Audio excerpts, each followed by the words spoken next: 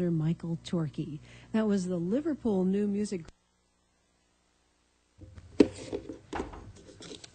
Good afternoon, everyone, and welcome to the Public Works Finance Committee meeting for Monday, April 24th, 2017. Joining us today is Art Bedke instead of John Weber, unless... Oh, John, I see Mr. Weber's come into the room. In the door. That's fine. Okay. He's conceding his position on today's committee to Mr. Bedke. Subbing for Walter Steed. Yeah, so it's Walter Steed's out of town, so we're going deep into the bench today for personnel, and also Gina Taruccio is here. My name is Jim Boland, and representing the city is Gary Riedner. The first order of business on today's agenda is approval of the Public Works Finance Committee April 10th, 2017 minutes. I would move approval of the minutes. I was here and they looked okay when I perused them. Okay, I'll go along with that. We'll vote to approve the minutes from April 10th and move on to item number 2, which is the commitment of the Hamilton funds to park playground development. And Dwight Curtis has a presentation on that. Okay, thank you. Well, staff is requesting that the council commit the remaining Hamilton fund bequest to the Parks and Recreation for park playground development. And with that, there's approximately $1.9 million that's left over after you would subtract the $1 million that was earmarked by the City Council for the ice rink. And there's also some personal property that would be sold that would be added to that.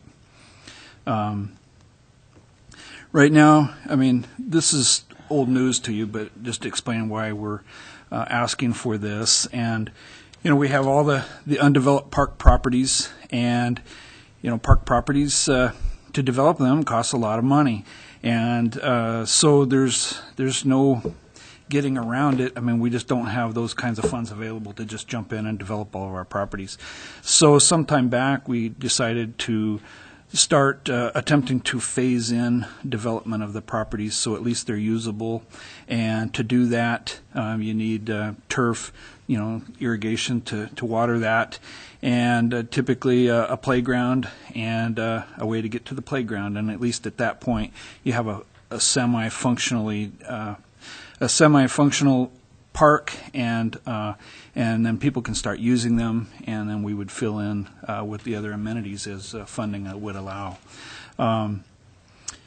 So part of this was going to be part of the equation when we were working on the bond election plans, and then with the delaying that, went back to my original plan, which was to just talk about the playground portion of this. And so the Parks and Recreation Master Plan calls for designing of park properties within, I think, 3 years of, or 2 years of acquiring the properties. Our old properties, we had a deadline to get those designed, and we've done that. And so now we have park designs, and we have properties. It's time to get them developed. And so to save money, and also for quality control, I would say, and also so we had some control of timing, we sent one of our parks folks out to be certified as an installer, so we can install these playgrounds ourselves. And they are complicated.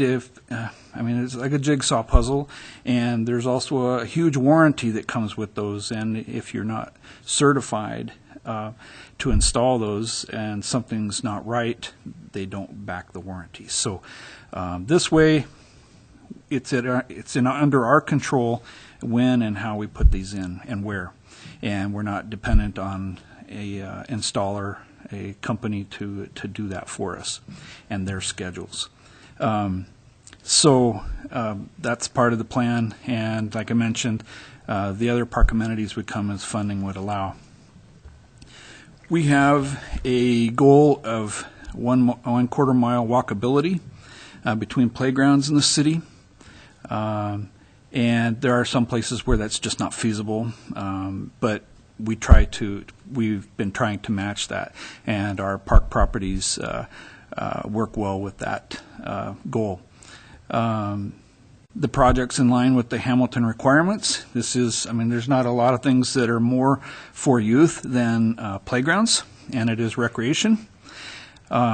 Just averaging about $140,000, give or take, for a playground. That's what's remaining in there would be 13 plus playgrounds. It also ensures the ability of initial development of the park properties, so we actually get going on them, and also gives us some financial flexibility so that when some opportunity comes up, there's money there that we can actually work with if an opportunity does come up. Playground replacements, and I'll give you an example. Once in a while, there will be there's things that come through the sources that there will be a playground sale. You can get one of the normal ones that you would typically get for half price. Things like that come up, and you can't just do that unless you have money. And so we've never been able to take advantage of those. There are things such as Lena Whitmore Park that we have now. Well, there's a school there. Well, right now there are 2 playgrounds in one park, and it's sort of, it doesn't make any sense. And one is decrepit, and that belongs to the school district. When that one falls apart or needs to be torn down because it's unsafe, and it's quickly getting there, the one we have now, it belongs to the city. It was done within this last schedule replacement that we did, but it's also not really big enough to handle a school. But if we were to add on to that, now you've got a partner who might be able to, and I'm not speaking for the school district, I'm just saying here's an opportunity we could explore. They might pay for half of that. It would save them a lot of money, and it would save us a lot of money. Things like that. So it gives you some flexibility. Playgrounds, replacements, sometimes it just happens. You just have to take care of it. This was part of the, when we were looking at the bond, drafted this up so that you'd have an idea. These numbers aren't exact, but they're fairly close. And the nice thing about playgrounds is that if you have a set number, then you can dictate the size of the playground and work your numbers to fit that. Some playgrounds or some parks would only require a tot lot. Some would require a bigger playground. For example, Lola Clyde Park is a bigger park than most, so you might have a bigger playground there. You might decide to have a theme playground. Somebody, when we were doing putting together the plans for Milton Arthur Park, there was interest in that being a theme park and something to do with farming. So you'd have a playground with some farm-looking equipment, things like that. So prices go up a little bit in some of those type of scenarios. But you can see what the prices are, those top and plus the very bottom with the school district playfields. The original plans called for a playground. So we have the need right now if we were to go ahead and develop. And then in the future, when it's feasible, those other park properties, Ridgeview Estates, Baker Street, Mosier, once they're accessible, right now you can't get to most of these, then we'll have new plans put together and at least we'd have a plan to go by. Just as a refresher, Indian Hills Park, this was the playground area, and we're set for this summer to put that in. Milton Arthur, their playground area was here. And if you didn't know, this is already turf and irrigated. It was the greenest place in all the Palouse, I think all winter, except when there was snow on the ground. Atani Park, their play area is right here. And Lola Clyde, their playground area is here. So this plan that we're asking for also includes funding that would be used to at least, the pathway to at least get to where the playground's at. Doesn't do a lot of good to have the playground if you can't get to it. And then we'll work on the rest of the plans as funding would allow. So with that, the staff is asking that the council, that you recommend that the council commit the remaining Hamilton bequest for the future purchases of playground equipment and installation and the preliminary pathway access to those playgrounds for the city park properties, and authorize staff to prepare an appropriate council resolution and or give us some other direction.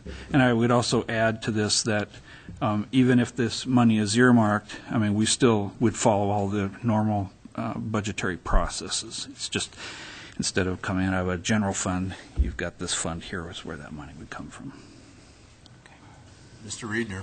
Currently, Council Resolution 2003-06 was passed by the Council, obviously, in 2003, which stated that the Hamilton funds would be restricted for use in support of the Hamilton Indoor Rec Facility, the certificates of participation, and help offset the costs of the operation of the Hamilton Indoor Rec Facility.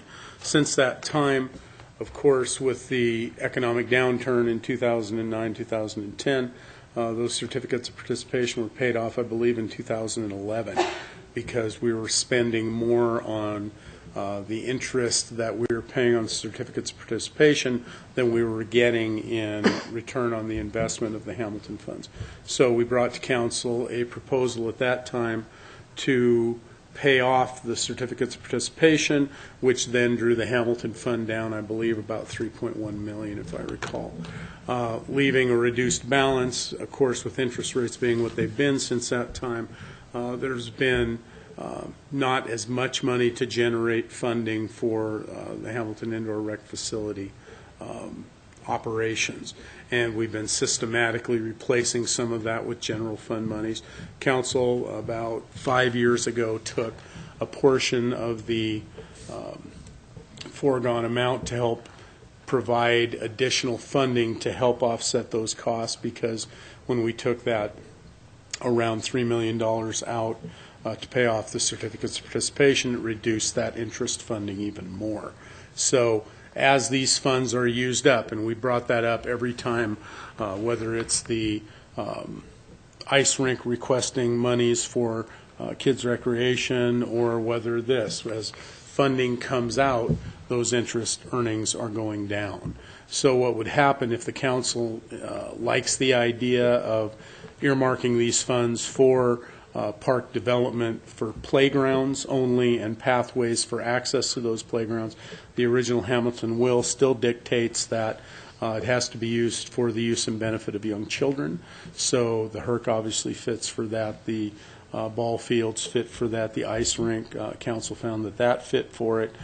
Playground development, of course, you don't have adults typically using playgrounds. So it would, by nature, fit into the mandates of the will. If the council or committee likes the idea and gives us direction to proceed, we will draft a new resolution to take the place of Resolution 2003-06. And part of the reason for this is so Parks and Rec Department can make some plans to incrementally improve these playgrounds. Council has asked that signs be put on the playgrounds, as you saw from the CCSR. That is proceeding this spring.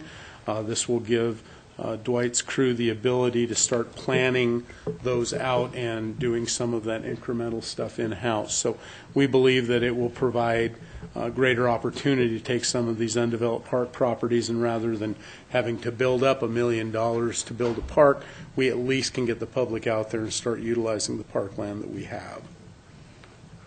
Okay. Comments? So I think it's a good idea. One question about the financing, is the ice rink moving forward with its request? Yes, the been in touch with Tony Mangini not too long ago.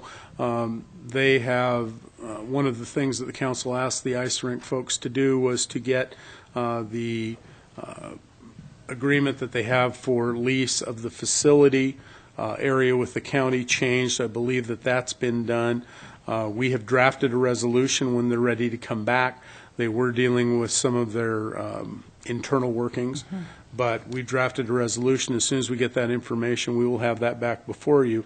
And of course, this request, out of the approximately $2.9 million corpus, $1 million has been set aside, if you will, for commitment for that project as directed by the city council. So, yeah, when they're ready to go, the funding is available, or should I say, the way it was set up is the commitment of the funding is available, and it will be held separately apart from this 1.9. It'll be held in the same fund, but $1 million access will not be available for this parks proposal until either the ice rink uses it or they are unable to use it, one or the other. And so to follow up, so if we commit this money to the parks, the money still follows the usual budget process and comes through council for, we'd like to do this with this park and that with that park and all It's of exactly the usual. same process that we follow every year in the budget. In capital projects, the capital projects will come through. We will show you how that funding can be achieved. Ultimately, it's up to the council to approve the project. So even though we've got some great designs up there for parks, it takes a lot of money, I think, as Dwight indicated when he proposed those. Chances are they will not look exactly like that when they're built. Council still has the ability to dictate how they will be built and what funds will be spent on them. So it'll be the full budget process. So I like the incremental development because we do have parkland out there. It's just people can't use it as it sits. And I think getting the parkland into the, well, under the feet of the citizens is a good thing to be doing and get people out and exercising and doing things in the fresh air. I think it's a better use than watching a pile of cash sit in a bank account someplace. I had a follow-up question regarding the amount. So we've got 2.9 million sitting there, $1 million of which belongs to the ice rink, or is set aside for. Committed to that Committed project. to, yes. The 1.9, you said that there's some remaining property, so could it be 1.7 or could it be 2.1?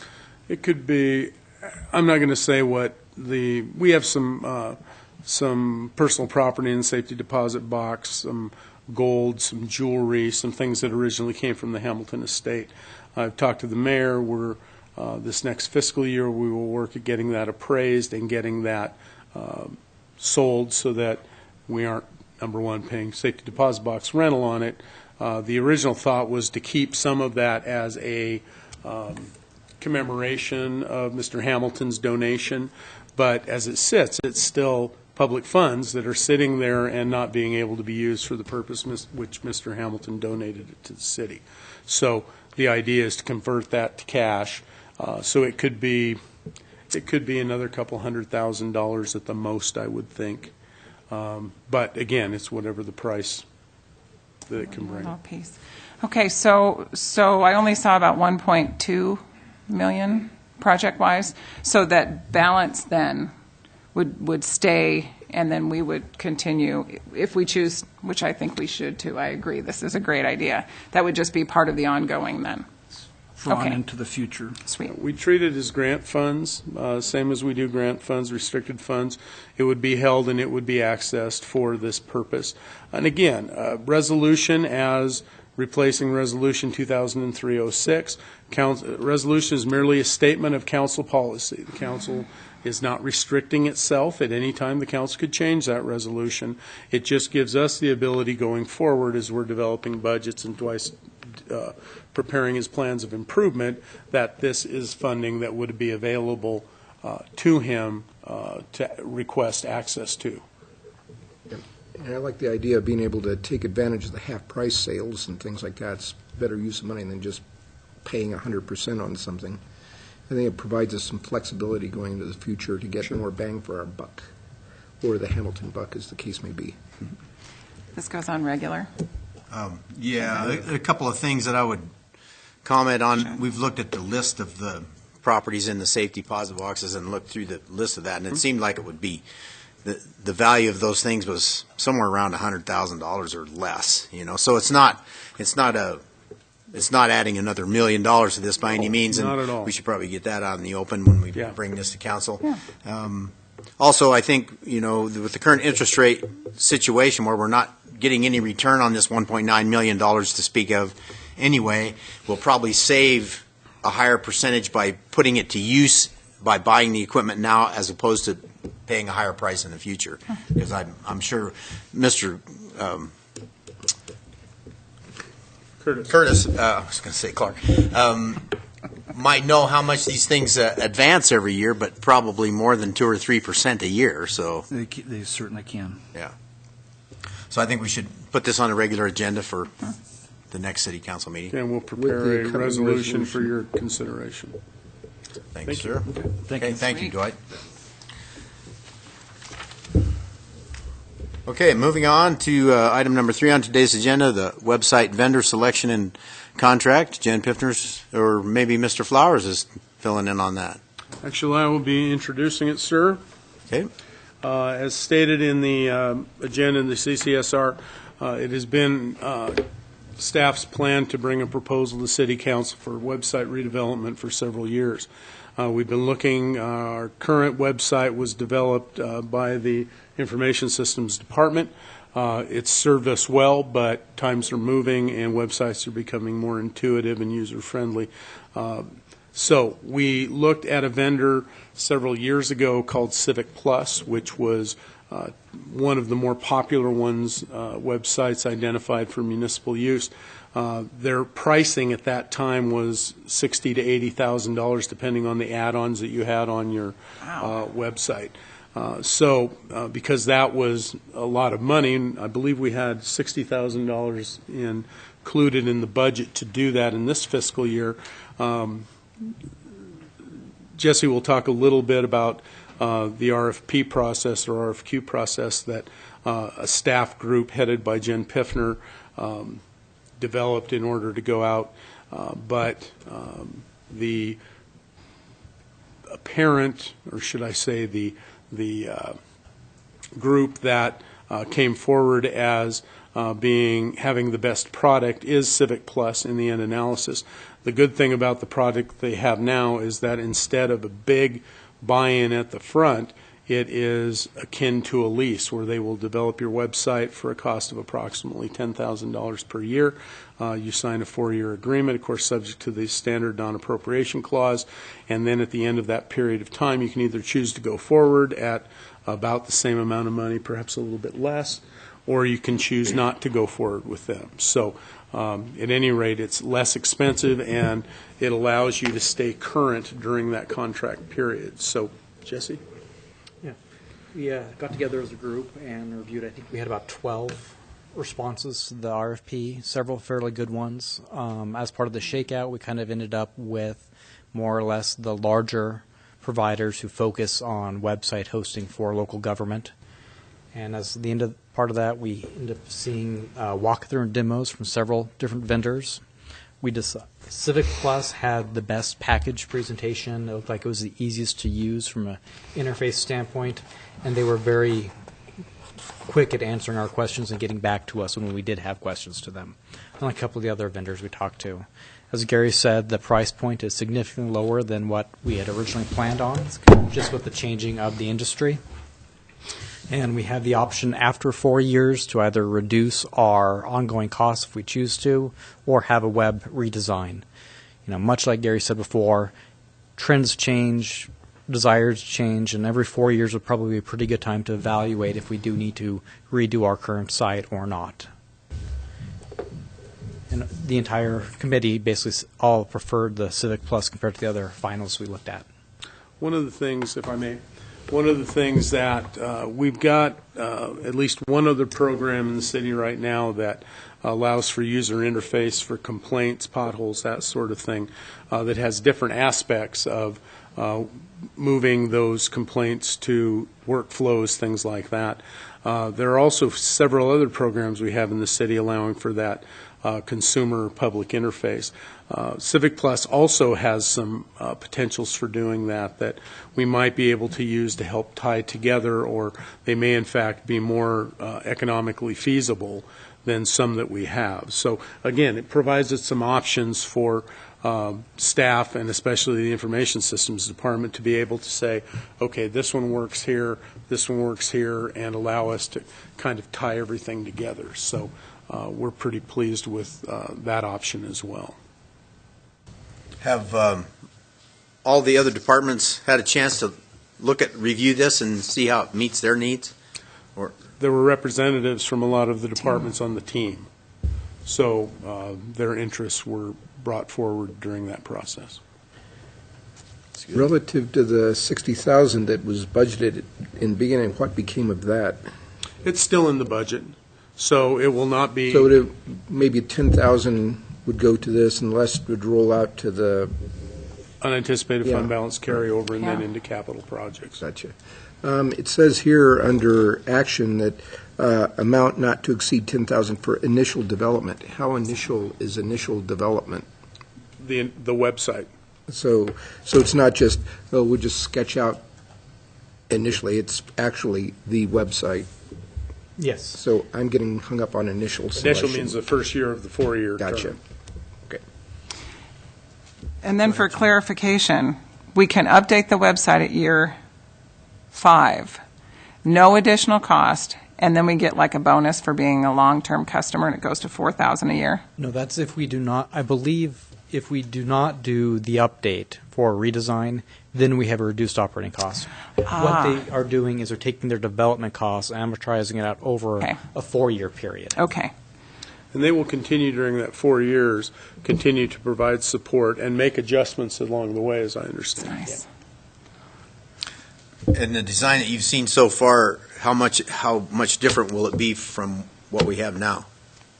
It's going to look, some aspects will stay the same. One of the big ones that they like is the I want to option, try to have a more current driven menu for it. But they are, at some point, I'd have to be comfortable saying the market leader for local government websites. They have more customers than the other ones we reviewed, and it's nice to know that this isn't their first time doing a website for a city. So I'm sure we'll be listening to their expertise as we finalize the design, but they don't have a set cookie cutter, here's what it'll look like yet. They will work with us to develop that. Okay. Well, I think this is something we definitely need to advance, and the I agree. cost savings is substantial, and so I think we should move it forward for the entire council to see. I don't really want to put it on the consent agenda just because I think everyone should hear this presentation. Okay. If anybody disagrees, that's fine. But Yep. I'm good I with think it. it's good. Thank you. thank you, Thanks, Jesse. Jesse. Number 4 on today's agenda is the Harvest Hills Subdivision Monument Agreement. Bob Bouvel is going to tell us about that. Good afternoon, Bob. Good afternoon. There we go. As you're probably aware, the Harvest Hills subdivision is looking at moving forward. They have submitted their preliminary plat for the first edition of Harvest Hills, and I believe that was approved. And the final plat is scheduled to be presented to City Council on May 1st. Generally, when those are recorded, the property pins are supposed to be set when those are recorded. However, since they're going to be doing construction within the site, you don't set the property pins and then go tear everything up. So by Idaho code, they either have to set the pins or enter into an agreement with us to obligate the developer to put in those pins once the development is done. So the agreement that you have in front of you is that agreement. They gave us an estimated value of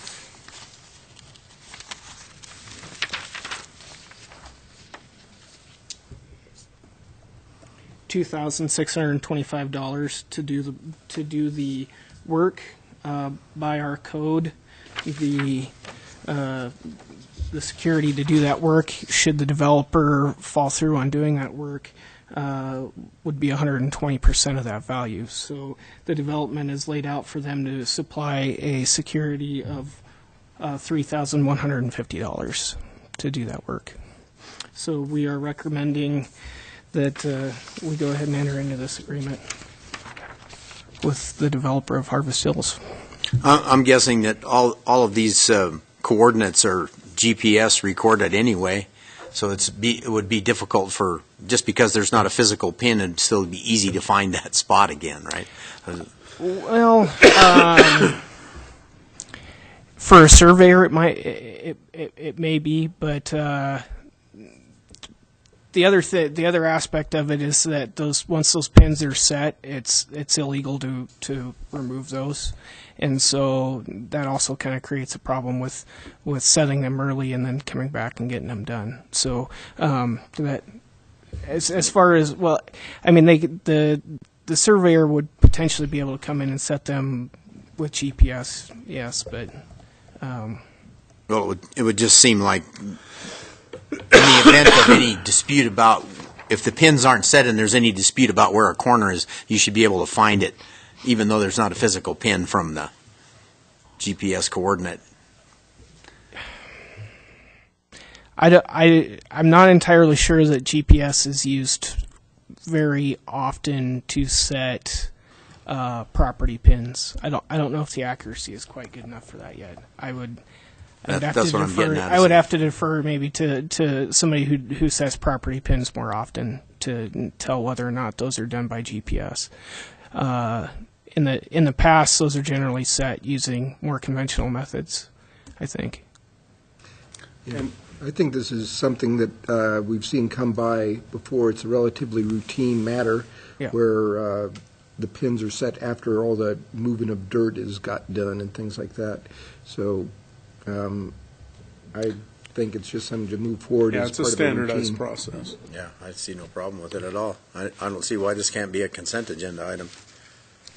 There is a plat moving through at the same time, so typically we'll either put those under one action item or segmented action item, but we'll look at whether we can put some on consent as well. So you're talking about we could lump the final plat and the memorandum of understanding and this piece all as one action? We'll look at that. Okay. It'll be separate Simplify. actions under the same agenda item. Okay. Okay. Okay. Terrific. Thank you. Thank you, Bob. Okay, so on the same vein, number 5 is the Harvest Hills Subdivision Memorandum of Understanding, and Les will give us the details on that. Good afternoon, Mr. McDonald. So the item that was just before you relating to Harvest Hills has to do with what happens essentially after the plat is done. These next two items are also dealing with that, but in different areas. To start with, the Memorandum of Understanding, and then following up with the Development Agreement is the next agenda item. The Memorandum of Understanding is something that is a bit of a legacy, if you will, from a prior development that happened. So I want to tell you a little bit about that prior development as to why we then have an MOU on this subdivision, because it's an unusual situation. We don't typically have these with subdivisions that come through just the Development Agreement and the Monumentation Agreement. So the MOU is an extra item here. This relates back to what was called the Windfall Hills Edition, which was a Mike Hoffman project some years ago. And it included essentially the same land in its development, with the exception of a portion that's here that's now part of the Harvest Hills subdivision that will be before you shortly. The Windfall Hills Edition contemplated the extension of 3rd Street all the way through, as is anticipated with Harvest Hills. It also anticipated eventually extension all the way off to the east end and a cul-de-sac down here next to the Mosier Park property that we have. But there are a number of things that came up with this proposal at the time, and this was back in the 2008-2009 timeframe, that came into play related to public improvements, and they were frontage and off-site public improvements. So those are really in these two areas. And the one on the left is the frontage of Mountain View, and it had to do with what types of improvements were necessary out there, keeping in mind that the city also has a trail system that we wanted to pass through this area. There were a couple other complications out there that we worked our way through, but had to do it in the form of an MOU back in 2008. The second piece, so the circle to the right, has to do with the extension of Jansen Street. And Jansen exists to the north, and where the Damon, Jansen, and Mosier intersection all is up here to the north. But from that point south to this property line, the right-of-way is there, but there's no street. And it was not constructed back with the Mosier addition way back in the day. So as part of the Windfall Hills development, it was deemed appropriate that the whole package included the off-site improvement on Jansen Street in order to assure that we had multiple points of access into this fairly good-sized subdivision. The extension of 3rd Street here was anticipated to happen someday, and eventually the Indian Hills subdivisions will get there. Rolling Hills subdivisions, too many subdivisions. The Rolling Hills subdivisions will work their way up and make that connection. But at the time, that was seen as being quite a ways out in the future. And so the MOU in 2008 was developed that said that the city would do a few things, the developer, Mr. Hoffman, would do a few things, and some of those have happened. But others have not. And so we have carried forward some of those requirements into what's the new MOU that's before you today. And as far as the things that have happened, on the Mountain View frontage here, the pathway system and the road improvements along the frontage of what was then Windfall Hills and now is Harvest Hills were constructed by the city back in 2009. There were some land dedication that occurred, some easements dedication that occurred, and then the street improvements, the path improvements, all those things happened. And with the understanding that some of that was required of the development, it was being done by the city, but in exchange for other things, which included the Jansen Street extension.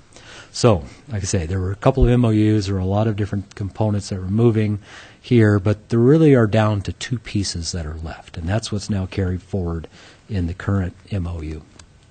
So, moving forward to today, now we're on the Harvest Hills First Edition subdivision. So the same area of property, generally speaking, okay, with now the addition here of what was at the time originally a Tawny property. He's the developer of all this land, the Rolling Hills. That eventually was sold into the Hoffman land holding, and now is part of the Reingens land holding all through that area. So, yeah, lots of players. So this is the first edition plat area that will be coming before council for final plat consideration in, I believe, your next meeting. The red here represents the piece of Jansen Street that was not constructed yet and is then part of the MOU, essentially going with the land now that we have the Harvest Hills First Edition. The second piece of what's in the MOU is the dedication of the remaining right-of-way. You can see here along this west edge there's a jog right here in the boundary of the plat, and then it runs up and around all the way like that. Well, that jog is actually a 30-foot piece of right-of-way that was dedicated by Mr. Atani back before the transfer of ownership to Hoffman. So we now have that piece of right-of-way, but what we do not have is that piece of right-of-way. So that's the remaining right-of-way dedication piece from the original MOUs that is included within the MOU here today. So the 2017 MOU for the Harvest Hills First Edition, Mr. Reingens, includes really 2 requirements that he has yet to complete. One is the dedication of this remaining piece of right-of-way, and then the other is the development of that Jansen Street piece. Now, we set up the MOU such that this work will have to be done not with this first edition, but with any subsequent work on any of this remaining Reingens property. And that was done because this is remote from this development today.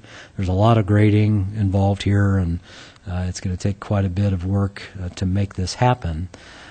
It was originally in the second phase of the Hoffman property. So this was phase 1 in yellow.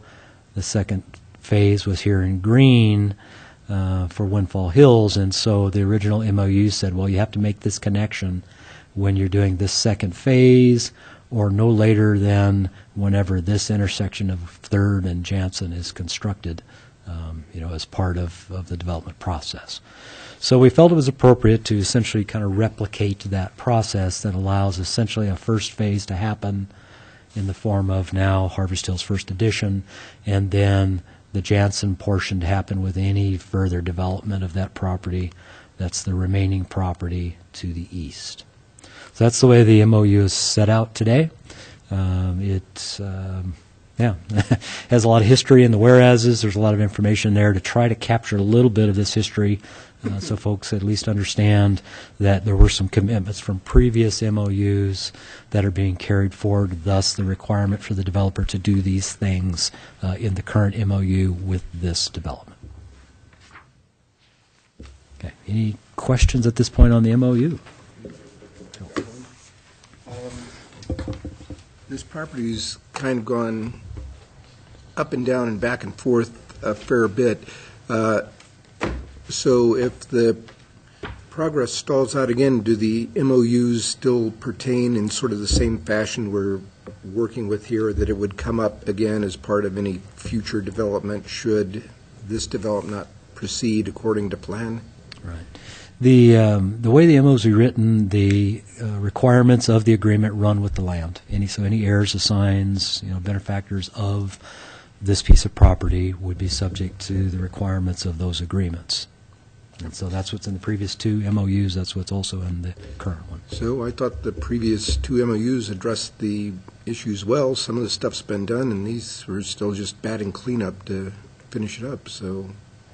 And I should also hand out a copy of this real quick. The attachment was not included. There was an attachment in the agreement, but it's actually not the correct attachment. So this is a version that will be doctored up just a little bit further, but it will be included as this moves forward, assuming it does, to council as the correct attachment to go with the agreement. Yeah, it would seem that the carry forward's appropriate for the property, and even if it changes hands, it would still carry forward the critical pieces, the Jansen Street tie-in and whatnot. So it would seem like the one out on Mountain View's going to happen anyway if this is developed at all. So the one that's kind of hanging up in the air is the Jansen Street one, and since that's tied in, I think that's a good plan. So. Yeah, me too. I have no problem. We need to move this forward and try to tie it all together like we talked about earlier is a good idea, if that can be done. Thank you. Thank you. And I assume you're presenting on the the next one. Final plat? Well, actually, the development agreement then is the next one on the agenda, right? So then the third document in the group is the development agreement, and again, development agreements typically are pretty common with our projects that come through in the form of plats. They are done for a number of reasons. One is to just make it clear right up front that everybody understands what the requirements are going to be related to the development of the plat. So there are items in here about the need to make public improvements to construct the streets and the utilities and those types of things that you would typically see with a development. There are provisions that say that if the developer would like to start on selling lots and start getting building permits and those types of things before all of the public improvements are done, that there are ways to do that. He has to place security. And then once we have that and all the appropriate fees are paid and all those types of things, then the city can start issuing building permits. It also spells out some of the requirements for the developer with respect to submitting engineering design plans, time frame for completion of public improvements after the first building permit is issued. It's 9 months. This is a term that we've used on most of the agreements that we've done in the last probably 8-10 years, I imagine. And the idea there is it allows, a lot of times they want to get started on getting some foundations in the ground in the fall, get a house going through the winter. That's fine as long as then the public improvements are constructed by the end of the next construction season, roughly 9 months later. That way we're ensured that by the time the house is ready to go, public improvements are there, utilities are there, they can serve the house, CO can be issued, those types of things. But it gives them some flexibility to move forward a little more quickly on the home construction while they're waiting for construction weather on the road improvements. Spells out requirements on what that security would have to be in order to defer the construction, warranty periods. It also addresses parkland dedication that's required for the plat and the street tree payments that are required as part of the subdivision. And if there are phases, it spells those out. In this case, it's a single phase, if you will, so there's not a phasing plan attached. So, any questions on that? It seems to me that this plat's been through planning and zoning, and the only bone of contention I can remember was that there was some street parking issues that they wanted resolved. So that's moved along through planning and zoning quite a ways, hasn't it? I think I do have one. Here you go. It has been through planning and zoning. It's been through a preliminary plat process with the council, actually twice. The original whole plat, and then it came back through the smaller plat for the first edition. Parking was an item that was discussed in all of those processes, and I believe this is a fairly current drawing that shows generally what those improvements would look like, and it does show some parking on street there along that west side that would meet the requirements set by the council during the preliminary plat approval process. On street trees and the street tree ordinance that we've been working back and forth on, would this fall under the new street tree ordinance or the old one where you've got, 2 years to plant the trees, or we're going to take the money and do it for you? I believe it falls under the 2017-01 So that would be the newbie. resolution, so that would be the new one. New development agreement, so it should take whatever the current ordinance is. Cool. Any further questions on this? No, looks good to me. Yeah, I think it was Recommend that we Bundle it. approve the development agreement or Thank you, move sir. it forward, and once again bundle it with the other two actions, and if possible, and Possible, we will do so. make it as clean as possible at council. Thank you. Thank you. You've run out of items. I have run out of items other than adjournment, so if nobody has any further items to talk about, then I guess we'll adjourn the meeting. Thank you all for coming. Thank you, sir.